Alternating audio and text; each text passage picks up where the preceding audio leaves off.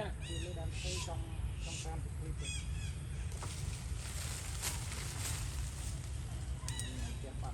chắc là ngày ra ngay mình mưa tăng bia hút nó ở bên này mình sẽ phê lối 50 mét ô ngọt bọt khôngจะปีนลอย50 métมั้งต่อปีนไปวะ10 mét 10 métมือ5 mét 5 mét 2 mét អត់មានណាមើលអូបានទេអត់គូនទេសម្រាប់នេះបានម៉ៃទៅបាល់ត្រីមួយ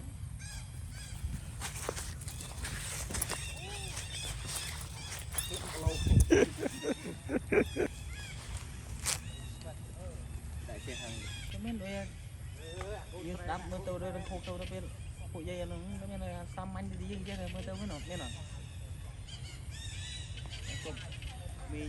មានប្រពន្ធនេះសោះពួកក្បាលគិតហើយការចង់ចាំគិតដល់ល្អហើយបាត់វ័យចាក់លុយតុងទីនេះហើយ